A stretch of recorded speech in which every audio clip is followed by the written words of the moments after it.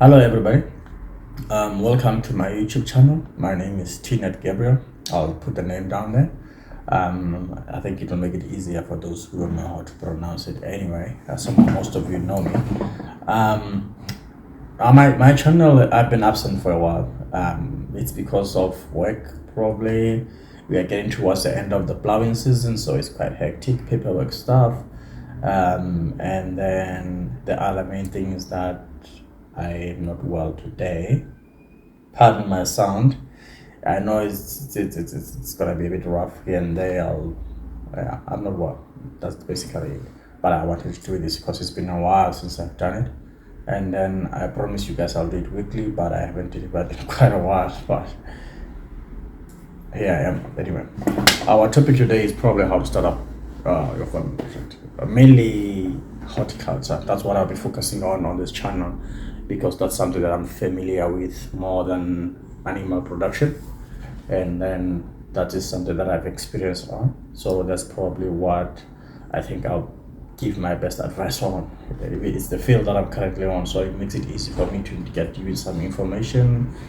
It makes it easy for me to research or to confirm a few stuff because I always see the clients face to face who are doing the same similar projects. So basically today we need to understand two key principles, right? When we start off with our project, who is our target market, right? Who are we trying to sell to? Sorry, coffee, it's cold. Who are we selling to? That's the main thing. This should be the defining thing that guides you on who, what are you plowing, where are you plowing, what type of crop do you want to do, how do you want to do it. We'll get into more details of the type of crop, picking the right variety, picking the right type of irrigation, what type of fertilization do you need. We'll get those into more details as we go on forward with the channel, because it's too much. So we'll have to narrow it down and try to get to break it down per product, per cultivar rather. So today I'm just going to share a few ideas on how to start up the project.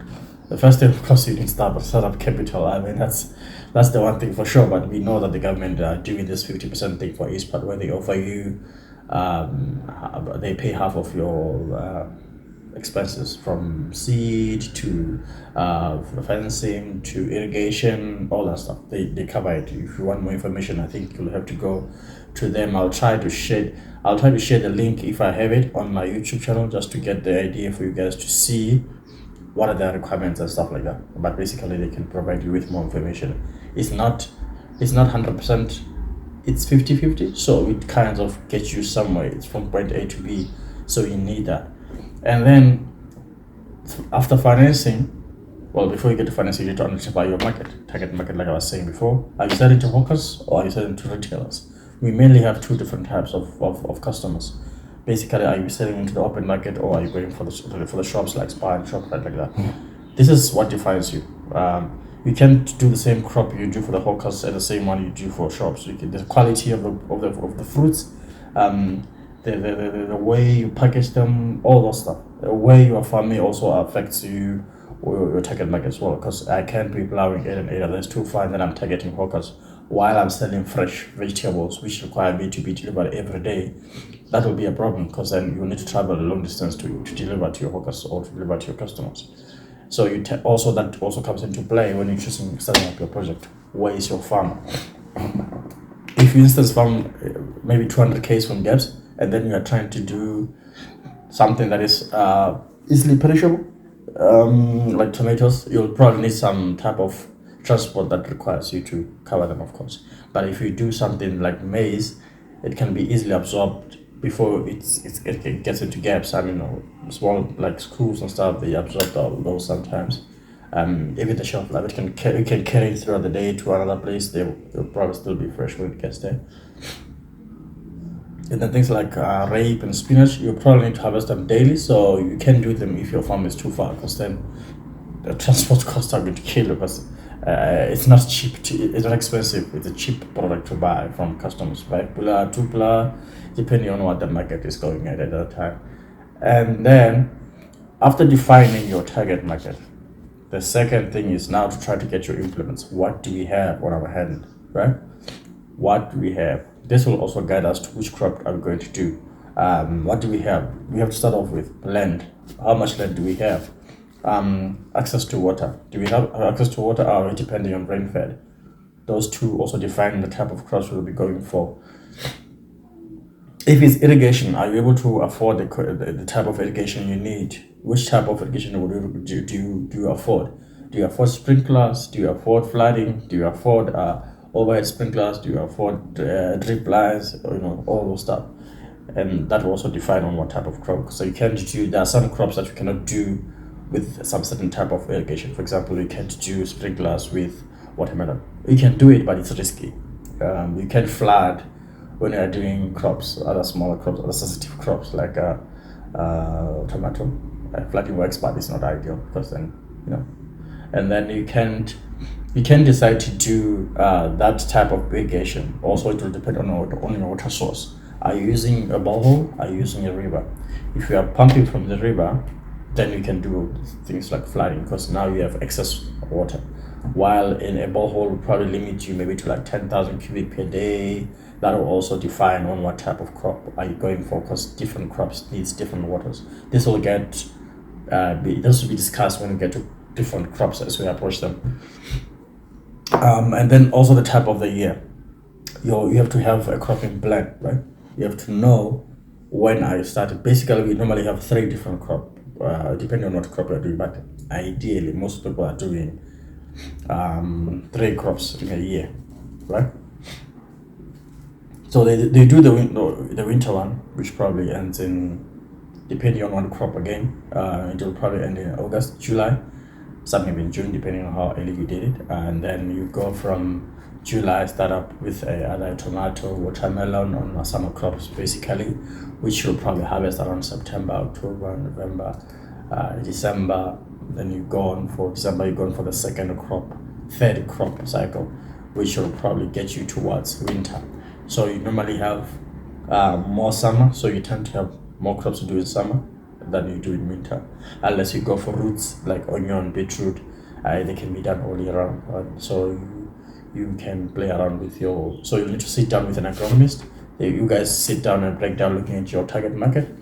If you are selling to hawkers, you need to understand what they need in your area. You need to understand what they can offer, how much they can pay for your products. That way you can balance your balance sheet so that you can get your balance sheet to make sense, because then you can sell and make profit rather than making a loss.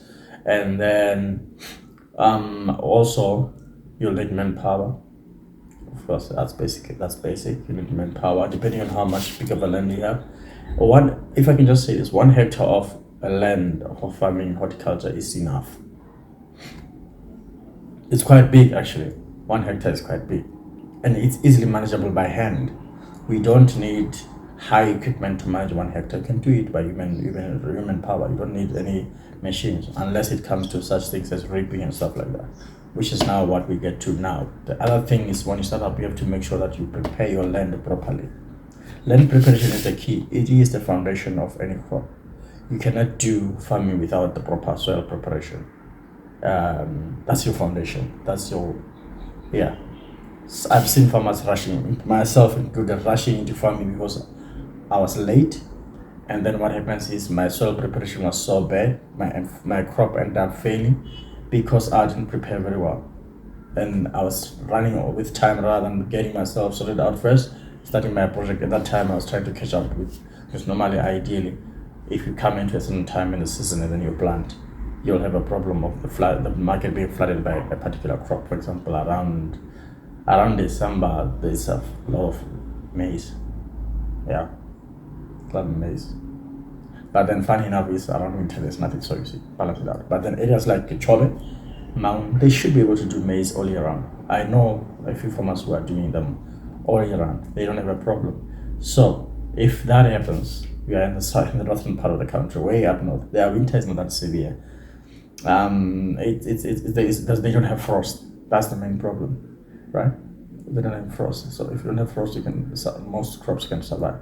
But then that's a risky, high risk type of farming, which means you can lose or win. You don't want to do such a high risk type of project if you are starting up, because you don't want to be discouraged. You want to keep going. You want to start up, go to the next level, at least break even on your project. You don't have to make much huge profits, but at least break even. That way it gets you to point A, from point A to point B. Then you can start on reconciling your stuff and starting to prepare to go on maybe 20% profit, 50% profit, and then you keep building from there. But generally, the first project, just make it as a break even. You're trying to learn, you're trying to understand the market, you're trying to see what the market can offer for you. So sometimes you just have to throw everything in there, just go, see where it goes. But ideally, avoid higher risk crops when you're starting up, and then avoid crops that are difficult to sell if you're starting up, because you want to sell and make profit. If you already have acquired the market, it's fine. If you already acquired the market, it's fine. You can go for it, right? And then what else do you need when you start up? You need to have somebody by your side who understands horticulture. You need to have an agronomist. They offer agronomy practices for free. YouTube has everything for free. It might differ with us because it's from another country. The way they do their type of crops, it depends on the environment as well. We can do the same crop the same way as you are doing from maybe another country. Some countries do GMO. We don't. Some other countries, so that GMO part affects. We'll get to, I'll throw in another topic to discuss GMO, hybrids, and OPV, trying to get the balance of the three so that people understand where we are. And it's a huge political thing with the GMO and stuff. Yeah.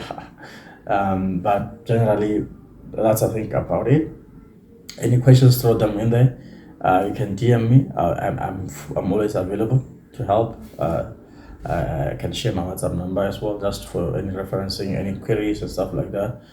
I can do this. This is just to try to get you guys to help. And I know you should by now know as well that there's an outcry for a lot of production of crops, right? They closed the border for most of the crops, and that should push us to also do those crops here within locally. Because if they close the borders for those, it means there are no more imports for that for about, they say about 2 years. Yeah, I think it's about 2 years. Should be going for about a year now. They are trying out to see if we can be self-sufficient. We've been crying and saying there's no market. The demand is there. Let's do the farming. The demand has been created by the government. They close the borders. Let's take the opportunity.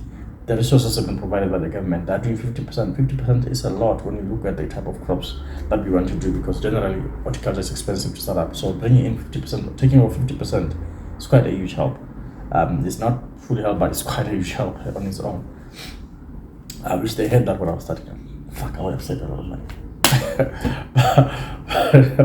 but that is what is on the table at the moment. Let's take it. Let's not waste it. With the current the current war going on between Russia and Ukraine, there's been a few things that are going up. Oil is going up. Even wheat is because they do export a lot of wheat to Russia, so that will affect our wheat in the whole world apparently. That's an opportunity. Do wheat. Funny enough, we do have the resources in the country. We do have the resources to do these crops. We just need skill. We just need determination and the drive to go forward. The market is there. I'm telling you, the market is there. We just need to find it. Of course, most of what our current environment doesn't allow us to do is to find the market before we plant. That's quite a tricky thing, because we have to apply something that I'm not sure you could sell. You're applying something that isn't a guarantee it's going to move. It will depend on how much you market it. It will depend on how much you push it, because the current market in the country, they want proof of the fruit before they can give you the chance to buy it from you. So it's tricky, I know, but basically that's it. So you have to do the crop first, produce it, and then show them this is what I've done. If they say no, we don't like it, it's not our type of crop, it's life. Find another crop they like. But do the research first. Try to see what your environment, what in your area, what is the favored crop. When does it get most flooded, and then try to avoid those, or come earlier in the season. That will give you a chance to sell, or come a bit later. That will also give you a chance. It's a bit risky, but it also gives rewards.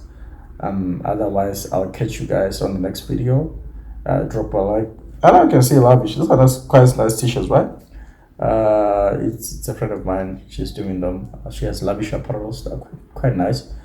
You should smell how I am right now. I smell good. She does the perfumes locally as well. So chances for those things to be promoted is here. I'll drop their link somewhere at the bottom for their Instagram page. Go there and see what they do at bikinis. Girls, that's your thing. Guys, you can also buy for girls, spicy things in the bedroom. So they do bucket heads, they have bucket heads and stuff. Just go to I'll share the link on my video. Just go to their page and see what they can offer. They offer quite well. Sorry I'm not well, but I will try this time around. I will try to do the next video on time. I'll have to decide on what the next crop is. Oh yeah, the next video will probably deal with so many topics. I don't know where to start from. All right, we'll start with soil preparation. Let's just start there, right? The foundation. Let's just start there. What do you need to prepare? Everything else. That's where we'll start. So see you on the next video. Drop a like, put on the bell so that in case I get a video up, you can also see it's up, right? Cheers, guys. See you guys next time. Bye.